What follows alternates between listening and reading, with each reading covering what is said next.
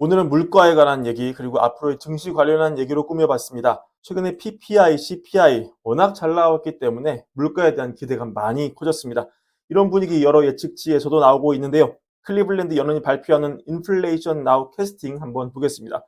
보시면 지금 연간 기준이 PC 기준이 2.55, 그다음 코어 PC가 2.6으로 나와 있습니다. 연준이 중요하게 생각하는 PC 예측치가 어느덧 2% 중반대로 떨어질 거란 전망이 나오는 것이죠.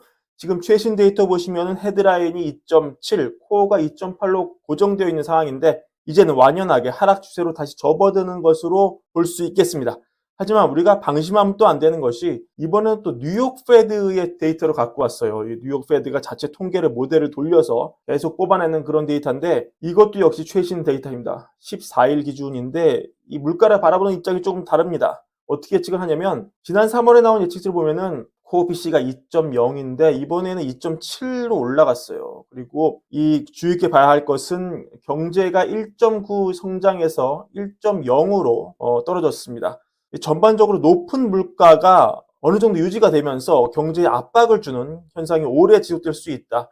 그러니까 코어 PC 같은 경우에 아까 예측치와 숫자 자체는 큰 차이가 없지만 물가를 바라는 방향성이 중요하기 때문에 올라가는 방향이면 또 의미가 있는 것이죠. 그러니까 이런 식으로 물가가 쉽게 잡히지 않으리란 그런 전망을 뉴욕 페드의 통계 모델은 말하는 것으로 볼 수 있습니다.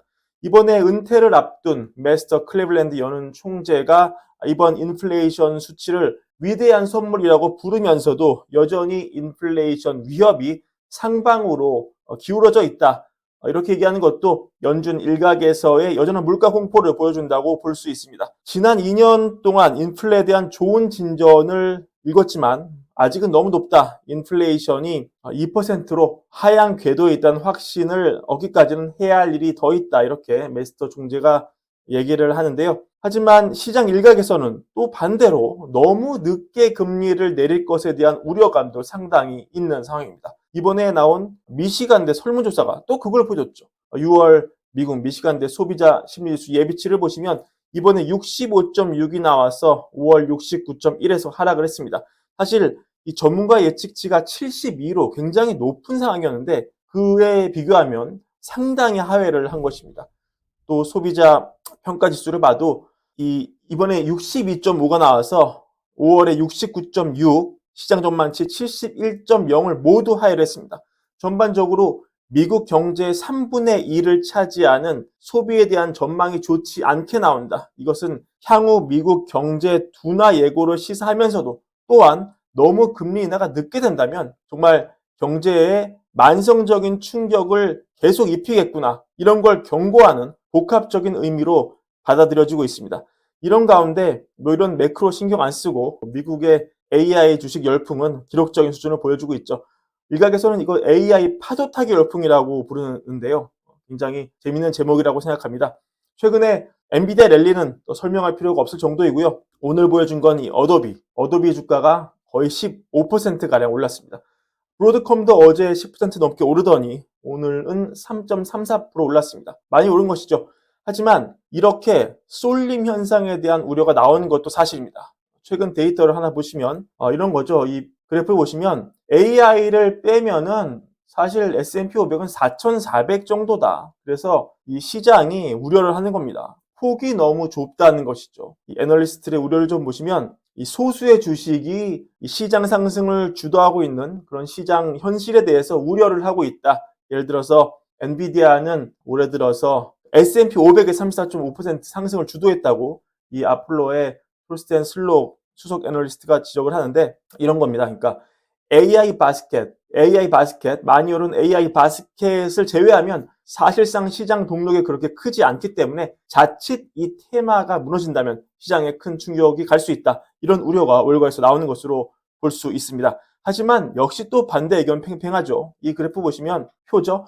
이 뱅크 오브 아메리카 최신 자료인데 이 주식 시장의 고점들을 예측하기 위한 여러 사인포스트, 여러 그 신호를 지표로 보여주고 있는데 여기에는 그 다양한 경제 및 시장 지표가 녹아 있습니다. 소비자 신뢰지수, S&P 500의 기대 수익률, 저평가 주식 대비 고평가 주식의 실적, 뭐 역전된 국채 수익률 곡선, 신용 스트레스 지수 이런 것들이 포함이 되는데 이런 지표 중에서 주식시장에서 과거 고점을 찍으면서 나왔던 신호를 이 각각의 시기에 표시를 시킨 겁니다. 예를 들어서 90년 뭐 7월, 뭐 2000년 3월, 2007년 10월 이렇게 고점이 왔던 시기에서 각 신호가 발생했는지를 이 체크 마크로 이렇게 표시하는 걸 볼 수 있죠. 그래서 이 트리거드 비율, 이 발생 비율을 보면은 과거 고점 시기에는 평균적으로 약 70%의 신호가 발생을 했다고 해요. 이럴 때 뭐 88이었고 90이었고 80, 60, 50, 50인데 평균을 내면 70%의 신호가 고점 신호가 잡혔다. 최근 6개월 어땠냐? 30, 30, 30, 50, 40, 40. 평균적으로 40%에 불과했다. 그러면 역사적으로 지금 이 지표를 봤을 때 지금 고점인가? 아직 아니다. 왜? 10가지 지표 중에서 평균 4가지 정도만 고점 시내를 보내고 있기 때문이다. 아직 시장 더 갈 여지가 남아있다. 이런 점을 이 표는 보여주고 있습니다. 뱅크 오브 아메리카의 분석입니다. 자, 오늘 이렇게 불과 베어관 점 고루 전해드렸고요. 판단은 여러분의 몫입니다. 오늘도 브랜베어 시청해주셔서 감사드리고 월걸부 구독과 좋아요도 함께 부탁드립니다. 감사합니다.